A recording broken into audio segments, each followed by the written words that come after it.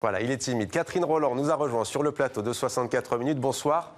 Soyez la bienvenue sur TV5 Monde. Votre nouveau roman, je le disais, a pour titre Le cas singulier de Benjamin T. C'est aux éditions Les Escales, domaine français. Vous racontez l'histoire de Benjamin Teillac. Qui est cet homme ? Alors Benjamin Teillac, c'est un ambulancier qui traverse une période difficile de sa vie. Il a été quitté par sa femme, son fils lui tourne le dos et il est repris par des crises d'épilepsie dont il souffrait durant son enfance. Donc, pour trouver une solution, parce qu'évidemment l'épilepsie avec la conduite automobile, ça ne convient pas, il va tester un nouveau médicament dans un essai thérapeutique.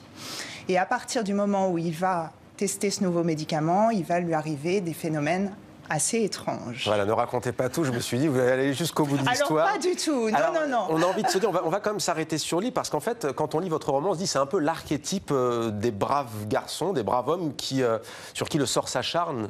C'est vrai, c'est un thème assez courant en littérature. Là, j'ai pas été extrêmement originale sans doute, mais c'est toujours intéressant parce que finalement, un héros maladroit, un héros qui n'est pas parfait, on a plus envie de s'attacher à lui et de s'identifier, je pense.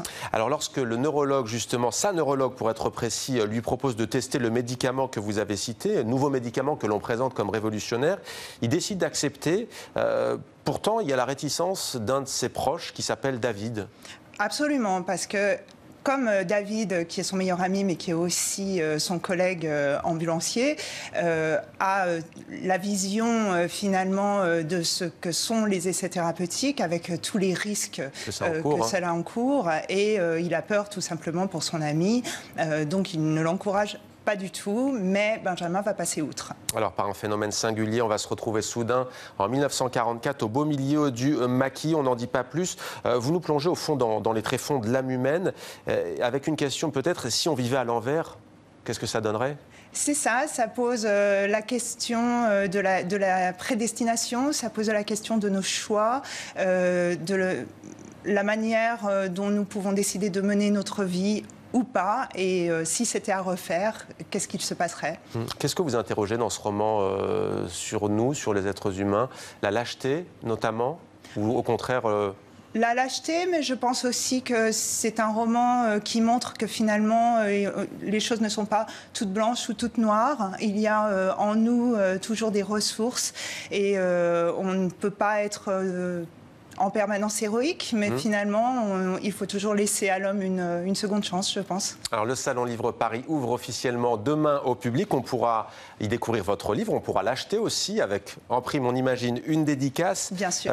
Vous avez un parcours assez atypique pour celles et ceux qui nous regardent et qui ne vous connaissent pas. Vous êtes médecin, vous avez exercé en France, dans des zones plutôt rurales. Vous avez ensuite quitté la France pour aller vivre en Suisse. Qu'est-ce que l'écriture a changé dans votre vie ?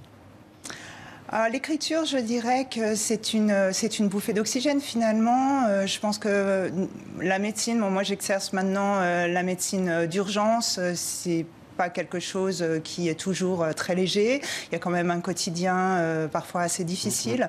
Donc je pense que comme beaucoup de médecins, nous avons besoin aussi de nous évader et de nous épanouir dans une activité finalement un petit peu plus légère et artistique. Pour moi, c'est l'écriture. Le cas singulier de Benjamin T. Merci beaucoup Catherine Rolland d'être venue sur notre plateau. Les Escales, domaine français pour les éditions. Merci à vous. Merci à vous.